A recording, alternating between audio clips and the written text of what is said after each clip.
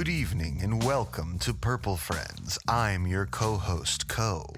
And I'm your co-host, Joe. Yeah, well, I didn't really have anywhere to go with that energy from there, but this is a very special episode. Yeah, it's Autism Part 2. Autism Part 2. Should I talk about Autism Part 1 a little bit? Sure. Last time on Purple Friends, last week on Purple Friends, in episode 10, we talked about autism. We talked about, I'll just give you a little rundown of everything we talked about. I got the thing right here. We talked about what it is. We talked about some common misconceptions and misattributions. We talked about some relevant research. We talked about some of the unique strengths and interests and neurodivergent ways of thinking that the people in the autism community have. We talk about real applicable techniques. We talked about, we'd spent a lot of time on some really bad misconceptions, like the vaccine myth or all that stuff that vaccines cause autism, which is garbage. Yeah, and which we'll probably talk a little bit more about today. Yeah. Oh my gosh, yeah. We talked about my story being a person with autism.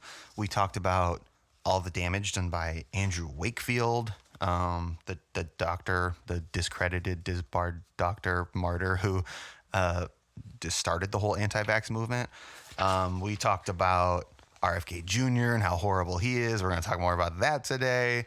Slippery slope to, sterilization and genocide and institutionalization and abuse and a whole bunch of stuff. Like the whole history of how we got here with autistic people ending up homeless and all kinds of stuff like that. Bias among healthcare providers, bad autism advocacy groups like Autism Speaks. We briefly talked about ABA therapy. We're going to talk more about that today. And we talked about just more about me and my experience with autism and just how it's not all universal. Yeah. We covered a lot in the first part of this series. Yeah, that sounds like all of it. Except for? Not. I have just as much for this one. Yeah. There's definitely a lot more to cover. Autism is a very complex topic. Sorry, our dogs are reenacting the Lion King behind us. Before we start Autism 201, shall we talk about some little gratefuls? Yes. I would be so grateful if these dogs would shut the front door. Little gratefuls. On the hillside. I actually don't have one. You don't have one? I have two. I'm not letting you have the other one, though. I need it for later. Okay. Okay, I'll start then. Mm-hmm. Okay, you're going to be thinking about yours while I do mine? Mm-hmm. Okay. For anyone who's just joining us, Little Gratefuls probably sounds like a really weird couplet of words. We just like to start every episode with things that we're grateful for, just to get us in a good headspace to talk about sometimes some really depraved stuff. Yeah. So without further ado, here's what I'm grateful for, this little thing, which we call a Little Grateful. The Arbor Day Foundation, which is an organization that I know literally nothing about other than they sent me a thing in the mail that said, do you want 10 free trees and 2 free lilac bushes? And I said, yes. And they got here a few days ago after a few months. And it's amazing. They gave me free trees and lilac bushes and I planted them and it's awesome. Yeah, it is pretty awesome. So we're excited to get those and to see them grow. Small. They're so small right now, but they'll be bigger eventually. They're like Norway spruces. They can grow like a foot or more a year. So. Oh my goodness, I did not know that. Yeah. That's like how fast Amari's growing. Whoa. But I think it'll keep growing even more when Amari's done. Yeah. My little grateful is this weekend we had a family wedding and so many of my family members from Honduras were in town and it felt like, childhood for a little bit. A little piece of Honduras. And it was very, very, very nice. Mm-hmm. Nice. Yeah, I also really enjoyed getting to be a part of that. The wedding was a lot of fun. Yeah, the wedding was a lot of fun. It was Amari's first wedding too, so that's really exciting. Yeah, that was really fun. Yeah. So yeah. All right, buddy. Are you ready to buckle in? Because this is unlike most of our other episodes. I'm going to be putting on the expert hat this time. This time Corey's driving the bus, and I am here to support. Yeah. Not to say that I have a degree in autism studies or anything like that, although, boy, I'd like to do that given the funds. But this is just a lot of research that I've done in the many years that I have done independently researching in my own experience and trying to figure out what's going on with me, learning so much about other people's experience with autism and stuff like that. So that's what I'm going to be bringing here. My just lived experience being a part of autistic communities and stuff like that. Yeah. Love it. So here we go. We're going to start with what is now a very common misconception. Yeah. You know what I'm going to say? Because, okay, first of all, let me just really quickly throw back to our first autism episode, because I said in that episode, RFK Jr. said some garbage about how he's going to reveal the so-called cause and whatever of autism in September, and I'll be back when he does. And so we're back. He did, and here we are. So this new misconception is that the stupid stuff he said is true. And here is that stupid stuff. He said that acetaminophen, Tylenol, it's also in a ton of other things. It's not just in Tylenol. Look at most over-the-counter pain relievers or fever reducers. If they don't have naproxen sodium or ibuprofen in them, they have acetaminophen in them or aspirin. Like everything is just a combination of other things. It's not just Tylenol, is what I'm saying. Yep. And the other misconception is that this medication called Leucovorin can cure autism. So there's no evidence to suggest that taking Tylenol while you're pregnant causes autism. Literally none. No evidence. They're making it up. Yeah, no empirically validated evidence. Yeah. Acetaminophen is still the only recommended fever reducer for pregnant people. Hospitals had to put up signs that were like, despite what the guy said, this is what is recommended. So, it's just not true. Like, it's so ridiculous. Like, I should have known, it's like in Scooby-Doo, we pull off the mask and it's like acetaminophen, and we pull off the mask and it's like RFK Jr. Yeah. So anyway, acetaminophen, sorry, keep looking. And let's talk about Leucovorin, because this is something that didn't get quite as much attention, but as part of that same speech, he said that Leucovorin was a cure for autism. Leucovorin is a drug that is... Well, it's not even really, it's kind of a drug. Basically what it is it's like vitamin B9 in a more bioavailable form, which is, I can't remember if it's folate or folic acid or whatever the suffix is, but basically it's a treatment for something called cerebral folate deficiency, CFD. It's a condition that basically affects your brain's ability to absorb folate. And if anyone has ever taken prenatal pills or knows anything about vitamins or supplements, you've probably heard of folate. So basically it's a brain's inability to absorb folate, and it presents with some symptoms that are similar to autism, but they're that just because they look the same doesn't mean that they're the same thing. Right.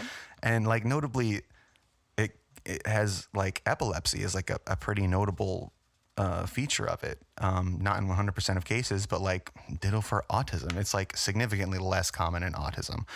Anyway, it's just so ignorant. RFK Jr., I hate that guy. So now that we've got that out of the way, let's talk about some actual misconceptions that maybe some people might still reasonably have. Yeah. Maybe something that I've heard a lot is that everyone's a little autistic. Yeah. That everyone is a little neurodivergent.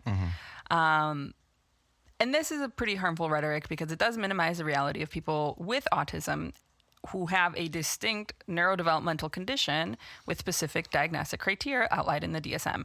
So it's not just and here's the thing. We can all relate to one another. We can all relate to times that we've been overstimulated or relate to times that we have felt, social anxiety or whatever. We can relate, but that doesn't mean that we are on the spectrum or that we meet criteria for this diagnosis. Yeah. So in calling that or equating that to a diagnosis does minimize the actual reality. While autistic and neurotypical individuals share some common human traits, autism involves a unique set of neurological differences that significantly impact social interaction, communication, and behavior. So as we can see, it's a very specific thing. And like I said, it's not to discount relating to, right? These are human traits, human interactions. Like, we're all human, and we're going to experience things, but it doesn't quite get to that point of diagnosis. Right. Yes. And man, the type of people who say, isn't everyone a little autistic? Those are the kind of people I want to be like, you're definitely not autistic. Yeah, they're definitely like, yeah. And I feel like that misconception is also really related to this other misconception, which is that some people think that like too many people are being diagnosed. Like, why are so many people being diagnosed now? And like people are being misdiagnosed or whatever. And like, here's basically what happened. People have had autism forever. And then eventually people started to do research about autism. And then we started to understand more about autism, and we broadened our understanding of it, and we updated the diagnostic criteria. That resulted in more people being diagnosed with autism because our understanding of autism dynamically changed. Right.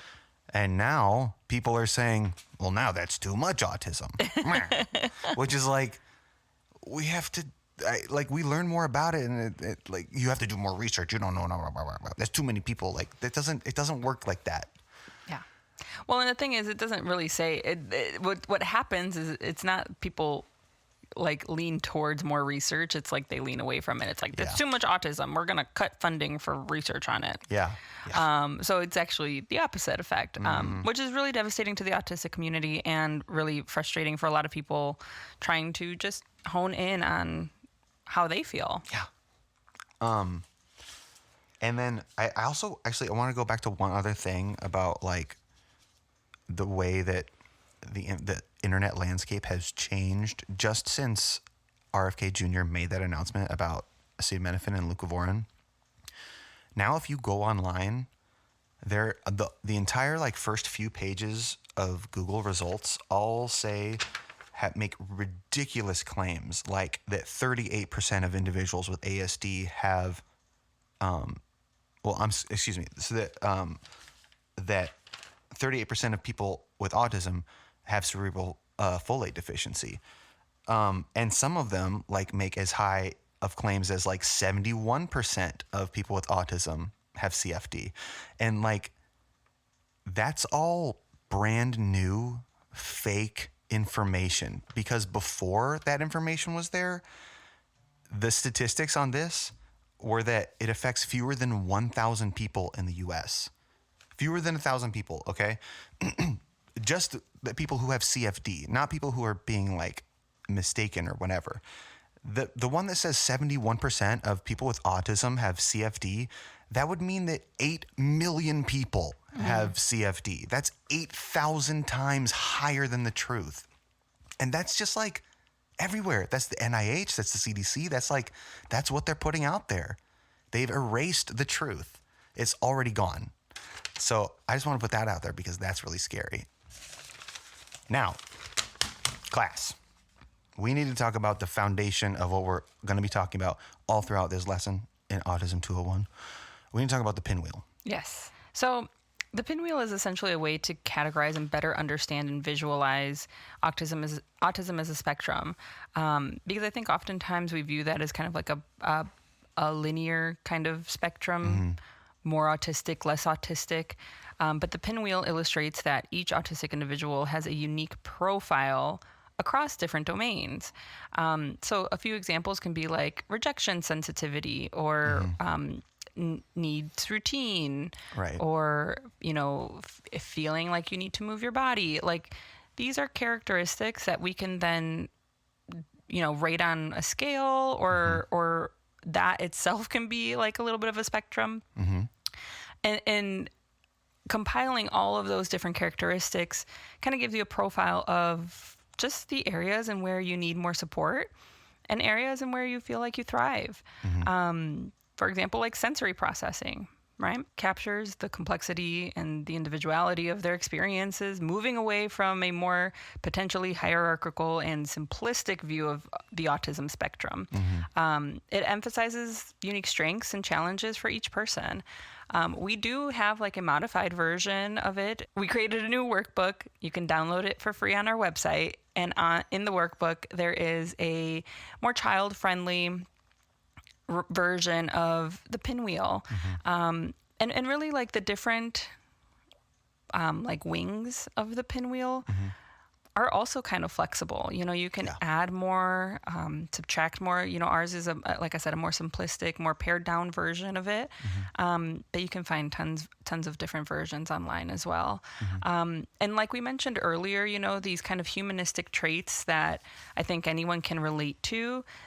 This pinwheel kind of illustrates that. You know, it kind of illustrates that maybe all of us, or some of us, you know, although we're not diagnosed with autism or even ADHD, which we'll talk about later, can still experience like time blindness, can still experience sensory processing, can still experience like emotional dysregulation. Exactly. And really it's just, again, like the severity of which, how much you need support in these areas. So yeah, the pinwheel I think is a really wonderful resource with anyone just trying to better understand, again, the areas and where they need more support. And just helps us visualize a little bit more of like what we mean by spectrum. Yes. And to clarify, did I invent it? Because I went and looked online today. I can't find any instances of the autism pinwheel online. Really? Okay. So yeah. Should I talk about? Okay. So here's the deal. A long time ago, when I was going through some really intense therapy that I later, like in retrospect, realized was how I discovered I had autism. I was trying to figure out why the autism spectrum was called a spectrum. Because like in my experience and in talking to people with autism, like more or less autistic is like so ridiculous of a concept. Because like really, if anyone says that, what they're basically saying is like inherently it's like a communications thing or like a social thing. Yeah, like behavioral. Like it's already based on other people's like external perceptions. Yes, and it doesn't allow any gray area for like what characteristics of autism have more weight than others or anything like that. So inherently I was like, this is not a spectrum disorder. Like a spectrum is not the right word. It's really a spectrum of spectrums. So I was trying to come up with a way to visualize this idea that like, basically, if you think of your brain like a video game character in like an RPG and you have different stats, right? Like you only have 1 point in whatever your paying attention stat, but you have like 10 points in your ability to focus stat. So like being able to visualize those kind of things really helped me. So I tried to arrange them in sort of this like star shape. So it would kind of have the visualization of like an RPG character. So like each spike represents like a different attribute of autism. And so like after a little bit of refinement, we were like, this looks like a pinwheel. So we turned it into a pinwheel. And we tried to look for it online. And I think we found like maybe somebody else who had done something similar. Yeah. But we had not found any research or studies or anything like that. And now I don't see anything else about it online. So basically I invented this. This is a visualization for autism, not as a spectrum, but as a spectrum of spectrums. Yeah. Yeah. So I'll post the kids version from our workbook on Instagram. Yeah. Lovely. Thank you for that. Okay. Now, the reason why I say that the pinwheel is so foundational is because we had to think of autism not as like a more or less situation, but as like this multifaceted shape with like different aspects. So like we mentioned a few, like your ability to communicate, you know, the level to which you need to stim, time blindness, routine management. Right. Yes. Lots of things like this that are associated with like the lived experience of having autism. And so it's honestly meant to be like sort of a self-diagnostic tool, which like it never could be. But I would say like if you took it and you found yourself scoring really highly on a bunch of these fans of the pinwheel, you would probably take that information and say, hey, to a doctor, like, I think I might want to get a test or something like that. Which was like the whole idea behind me wanting to create this pinwheel thing.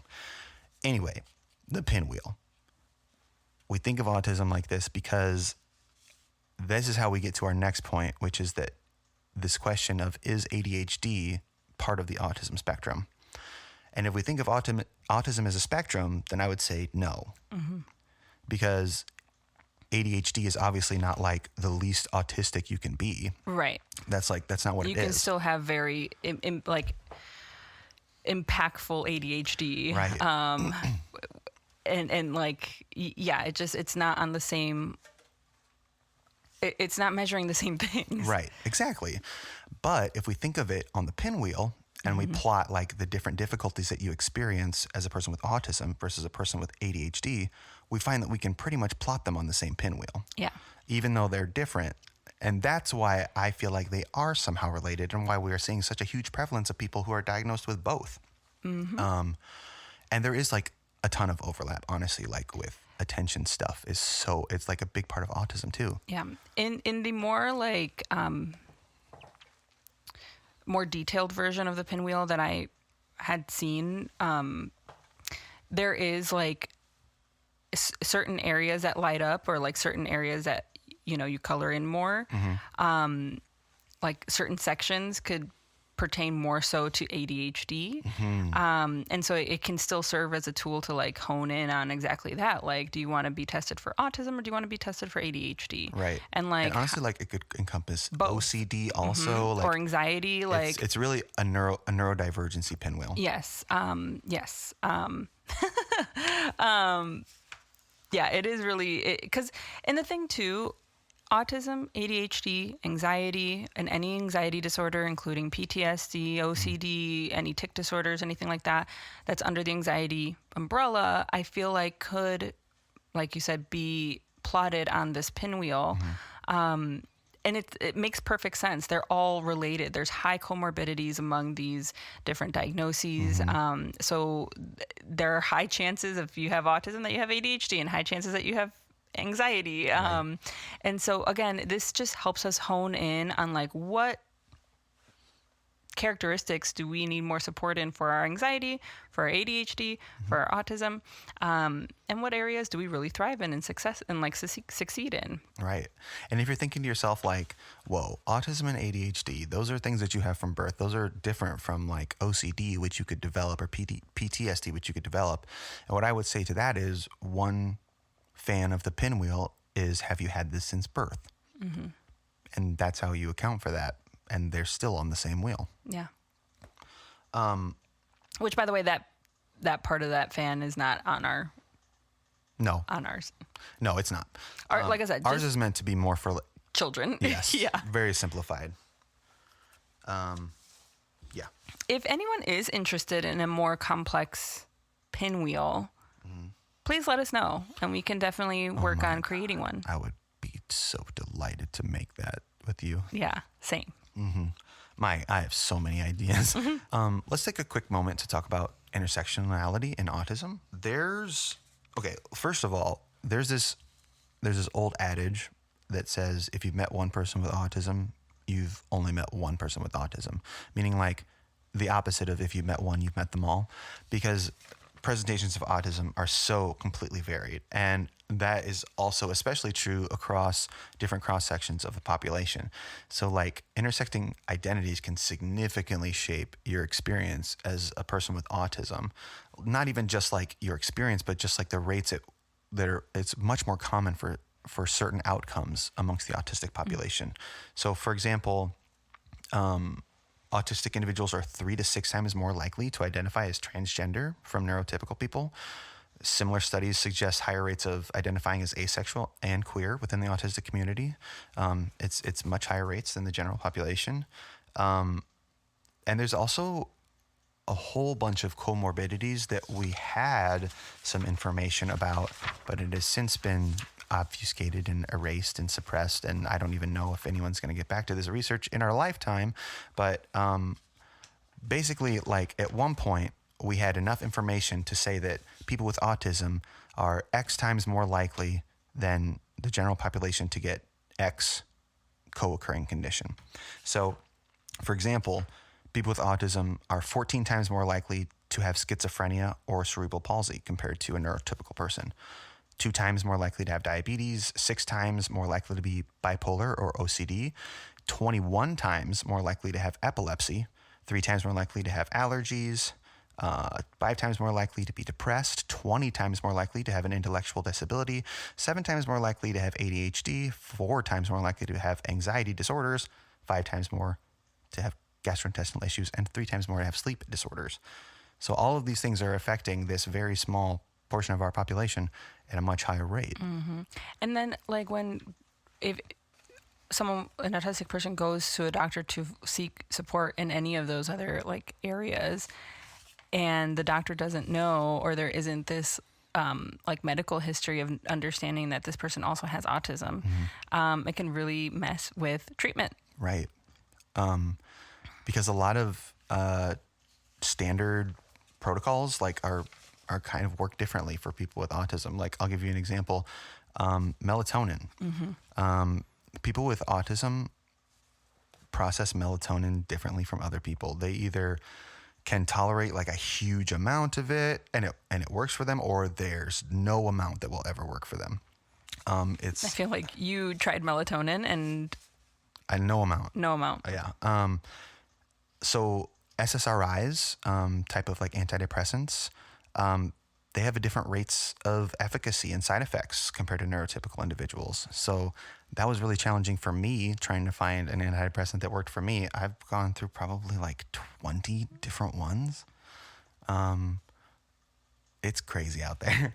And also, this is something that a lot of people don't know about, blood glucose regulation, like thinking about like hypoglycemia and stuff like that, where you kind of like become extremely weak and fatigued if your blood sugar drops. That affects people with autism at a higher rate than the normal population. And we were starting to see some research come out about it, but all of the funding has been cut. So we don't know what's going to happen with that. We need so much more research, and it's all gone. So what resources do you actually get when you get an autism diagnosis as a kid or as an adult? For children, a lot of the times the resources include like early childhood intervention, speech therapy, occupational therapy, physical therapy, and of course, ABA therapy. Yeah. Individual education programs like IEPs in schools, social skills groups, support groups for families.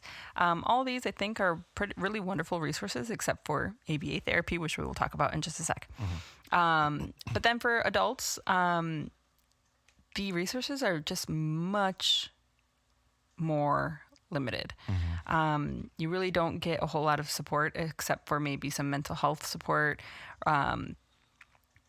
vocalization rehabilitation services, often focused on managing co-occurring conditions. Like it's really not so much of like a better understanding, supports, resources, tools. It's more so just like, yep, here you go see a therapist, which can feel really lonely. Yes, especially if it's just like go see a therapist, and then you go see a therapist and they don't know anything about autism.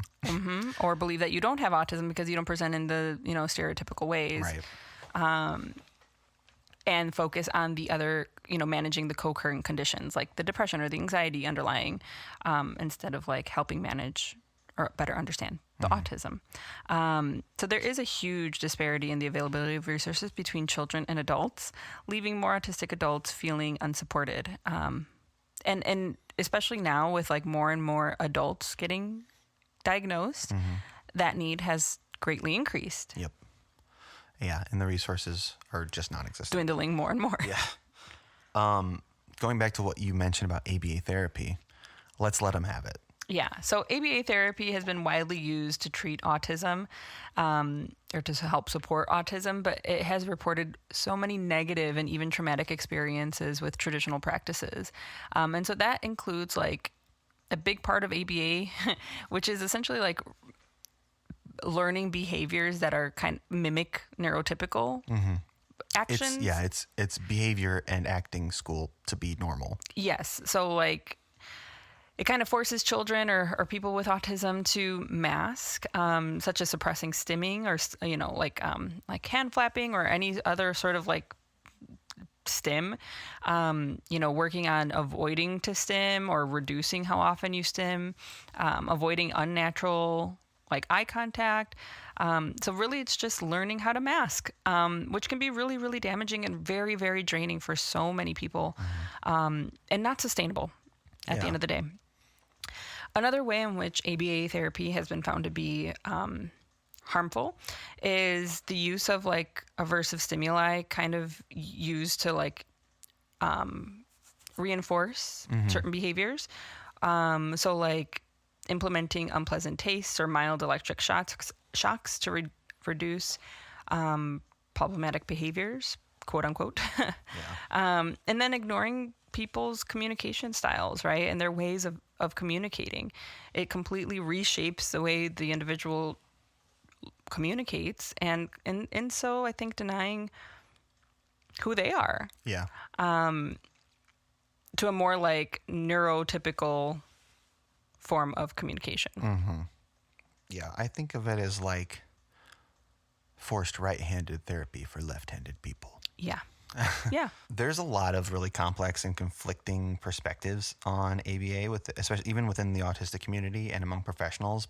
But I just want to say to any professional who says ABA isn't like that anymore, can you guarantee that in every clinic for every clinician? Can you even guarantee that in your area for every clinic? Yeah. Can you even guarantee that in your practice for every clinician? Who's the worst one in your practice? I hope they're okay.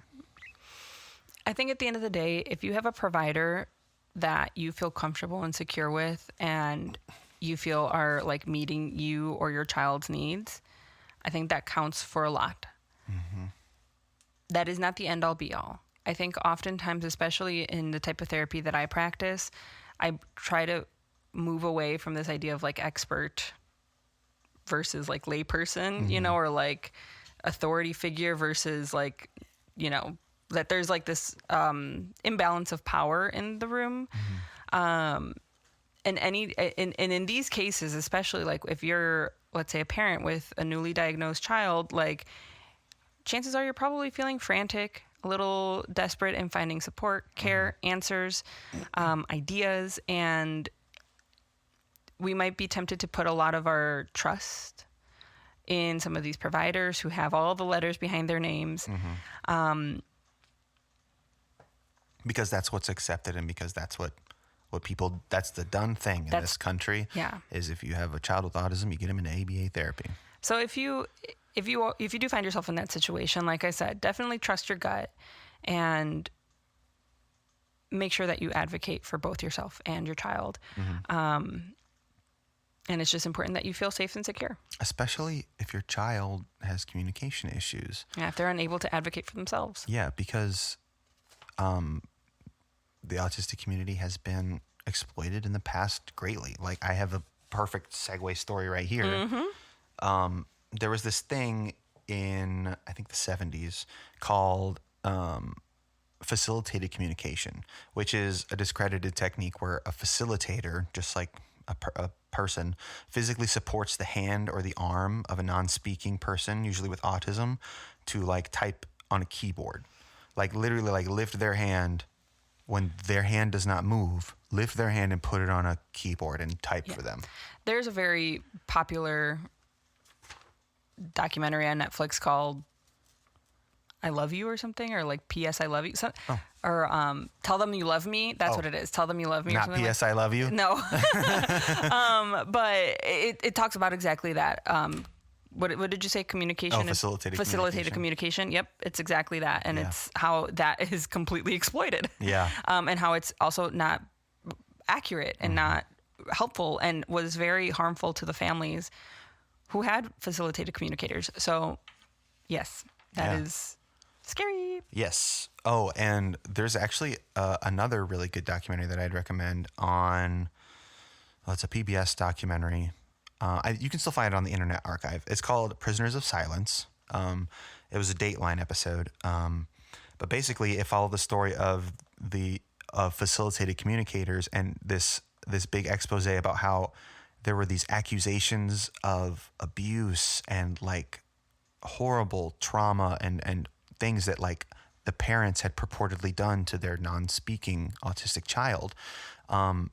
And it turned out there was no evidence of any of it. And it was all from the subconscious of the facilitators, supposed subconscious of the facilitators, where they would literally just be like putting their own twist on what the person was trying to communicate and communicate for them. I mean, this is essentially like a projective test, like Rorschach ink blot tests, the ink blots that you have that are very tied with like psychology or whatever. Yeah. Those projective tests essentially like they're just blobs, but then we project how we feel onto them. Oh, I see a butterfly, a transformation. Oh, I see a womb. Oh, I see whatever. It is not there. There is no butterfly on that ink blot, but we see it, we project it. And the same thing is happening to these facilitators who have this kind of like blank canvas to where they can project, and it is all subconscious. And maybe not all subconscious, but like a majority of it is subconscious, like where we think that we are responding to these subtle cues from the person, the non-speaking or the nonverbal person. But it is just like our own either fears or desires or whatever, like transmitting into the so-called facilitated communication. And the reports were for a very long time taken extremely seriously, and it tore families apart. Yeah. Destroyed them. People went to jail for crimes they didn't commit. It was awful, truly horrible. And think about then, like, the person that is being exploited through all that, the person who is being told that that's what they're saying or that's what they're saying, at the center of it all. And then to have their support people ripped away from them, like, it's really devastating. Yeah.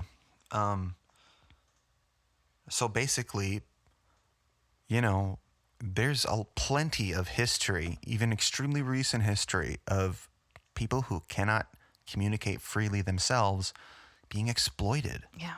And that's what's scary about ABA therapy. Yeah, and let's just make it very clear that this really does underscore the importance of relying on evidence-based practices. Evidence-based meaning that there's research to support it. It is replicated, or you can replicate it in a scientific, with the scientific method. Many times and get the same results. Same results. That is how we ensure that anything that we do actually does what we say it does, right. Is evidence-based, right? And by the way, that's how we know that the whole acetaminophen and leucovorin thing is completely false. It has been replicated time and time, and something like acetaminophen especially has been replicated time and time again. And also, can I just speak on that again? Because like for pregnant people, there is nothing else. Like on top of it being truly detrimental to the autistic community, there is also like another much smaller layer of how it also impacts women or just birthing pregnant people, who are unable to experience any type of pain relief while pregnant, which is bananas because I've been pregnant and there's a lot of pain associated with being pregnant and you need your freaking Tylenol sometimes, Not only that, but it's also like, oh, we found the cause. It's women. It's always women. Yeah. Freaking whatever. Okay. Okay. Let's get into, let's resume the darkness. Okay. What happens to grown-up autistic people? Poverty is a big part. Higher rates of poverty and unemployment unemployment rates are as high as like 75 to 85% for autistic adults. Like that's gigantic. Homelessness, like autistic individuals have a higher risk of homelessness due to factors like, maintaining employment, like we just talked about, social isolation, navigating social service systems. Like I consider myself, quote unquote, well, no, I don't consider myself this because it's garbage terminology, but like you can consider me a highly functioning autistic person.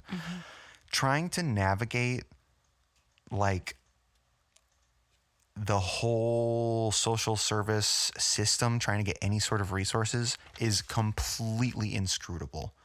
undoable. Yeah, if you have private insurance and you go that route, like there are tons of complications in that route, although albeit less. Fewer, but But then, yeah, if you're ever trying to get the very limited social services that are available now, the application process, the actual resource themselves, and then the subsequent like providers are just rough. Yeah. Like it is just demoralizing and hard to really like get started and find support.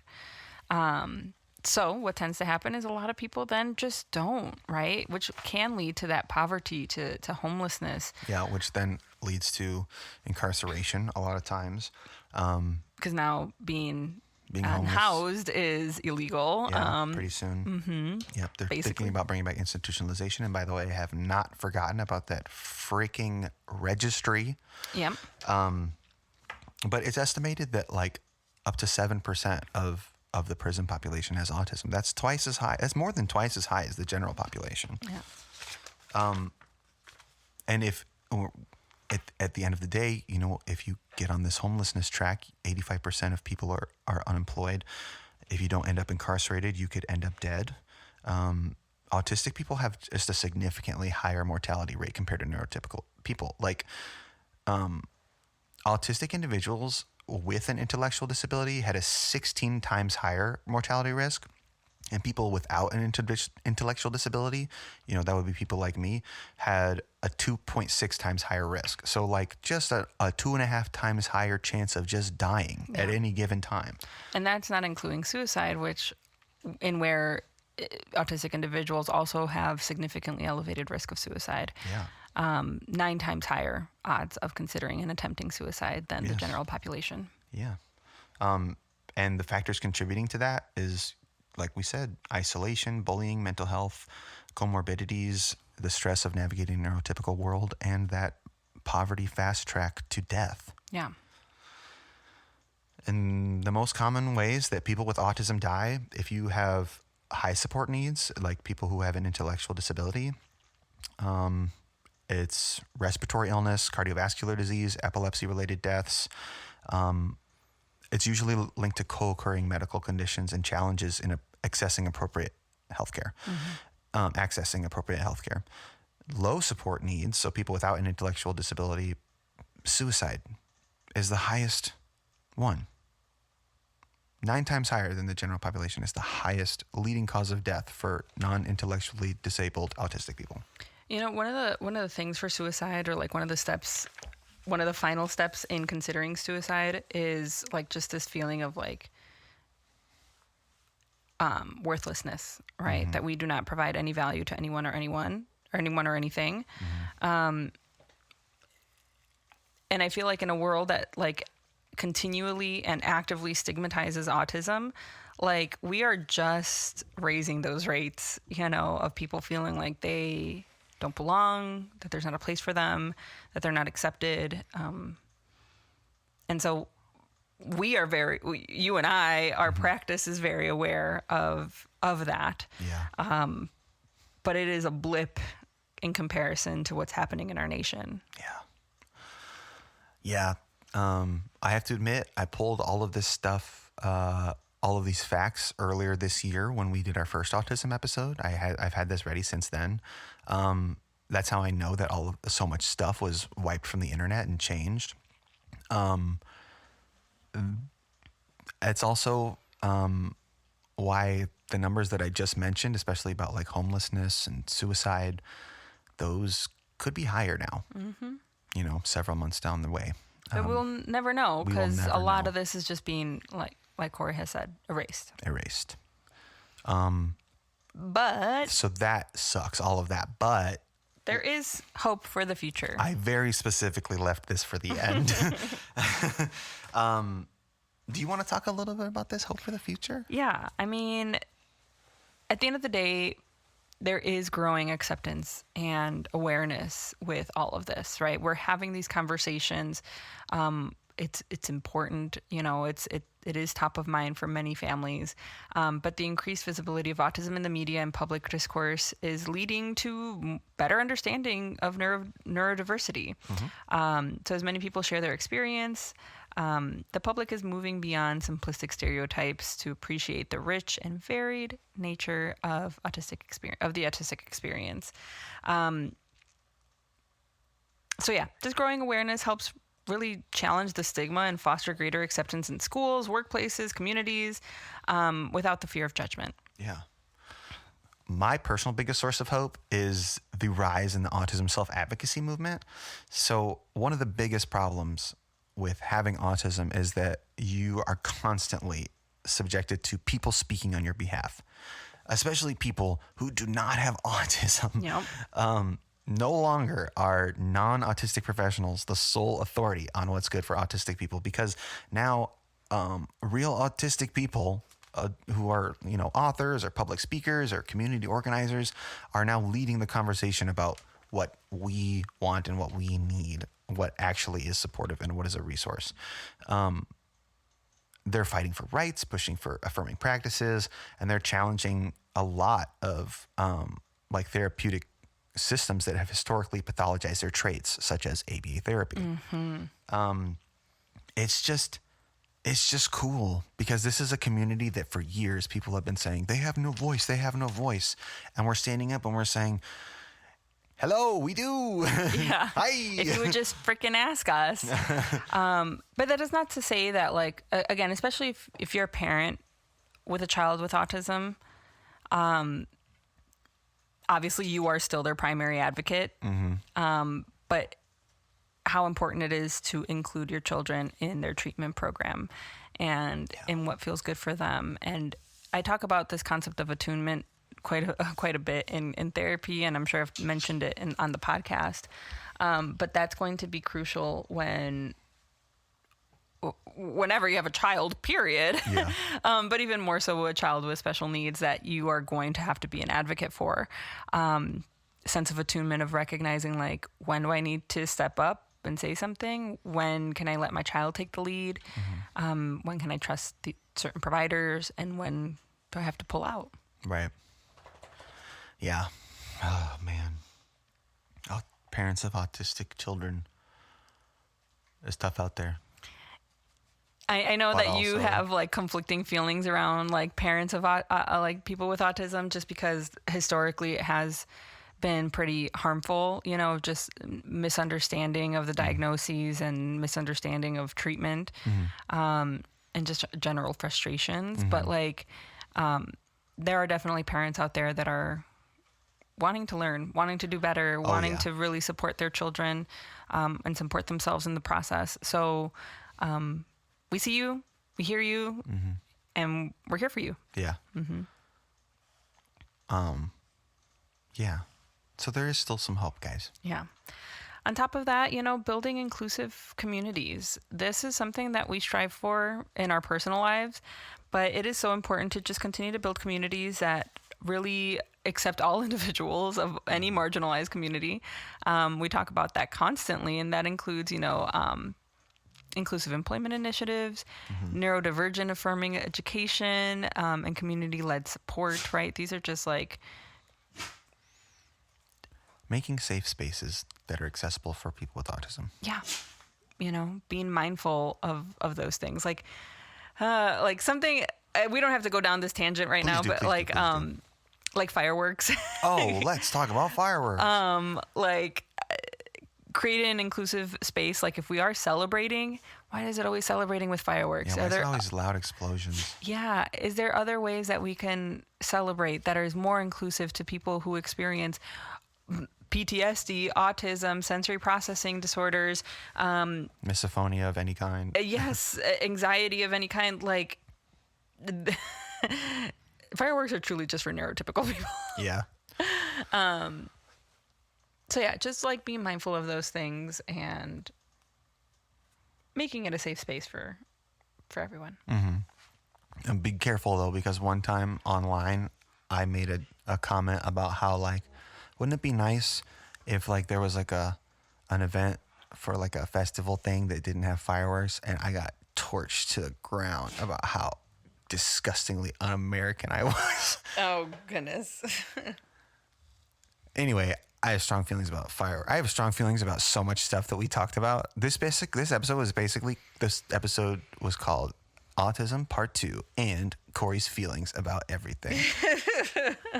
Yeah, I mean, I'm sure y'all can tell that this is an important topic in our lives, personally and professionally. So we put a lot of care, Corey especially puts a lot of care and effort into these particular episodes because it's near and dear to his heart and near and dear to our hearts. Mm-hmm. And, you know, we're raising a daughter that... She's my daughter. Yeah. You never know. And regardless, like, we're just being mindful of how we're raising her as well and being open to accepting her for who she is, you know, and helping her find that out along the way. Yeah. And me too. And you. And me. Yeah. But that's all we had for y'all. Yeah. Sorry it was so much of me just talking. But I'm sure it's a nice break from having me talk. Next week, it will be back to your regularly scheduled programming. I don't remember what we're talking about, but it will be good. Cool. Yeah. We love y'all so much. Take care. Oh, wait. Yeah. Okay. Actually, don't leave yet. I'm glad you remembered because I said, oh, wait, and I didn't know what come after that. We wanted to quickly share, too, that we recognize, along with this episode, that access to treatment and therapy can be really, really difficult, especially now when there are so many clawbacks and just reduced funds towards healthcare and insurance. So we felt it in our hearts that we wanted some way to provide more accessible therapy to those in need who maybe are uninsured or unemployed. So we started a pro bono fund, which will fund, hopefully, 2 people to have 8 free sessions each, so 16 sessions total, with one of our qualified clinicians. And it still allows our clinicians to get paid because they are also humans trying to live their lives and pay their bills. So if you feel it in your hearts to donate and contribute to this pro bono fund, which will lead to people in need receiving therapy, absolutely free. Please do. Yes. And if you are listening to this and you are a person who is in that situation and is in need of therapy, the application is also in the same place, which is go to vibetherapyservices.com and click on the pro bono fund. Yeah.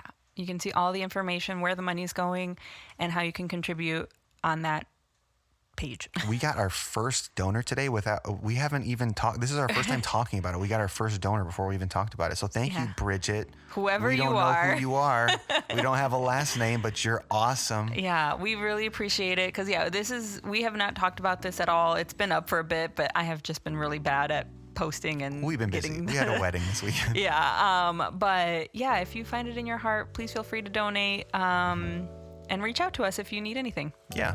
And if you do donate, we're going to shout you out on the show. Yes. With whatever information GoFundMe gives us. So thank you so much for sticking with us for that little pitch. We love you so much. We love y'all. I'll come back in a couple weeks and we'll see you then. Bye.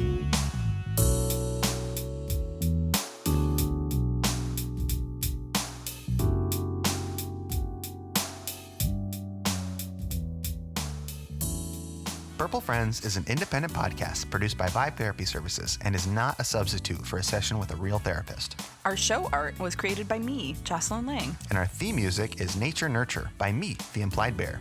Vibe Therapy is an Illinois-based private practice servicing clients in person at our Wheaton office and virtually throughout the state of Illinois. We accept Blue Cross Blue Shield PPO, Aetna, and Cigna insurance. We also offer cash pay rates, financial assistance, and free 15-minute initial consultations where you can get a feel for our practice. Think of it as a vibe check. Therapy doesn't have to feel clinical. Visit vibetherapyservices.com today to see if we vibe.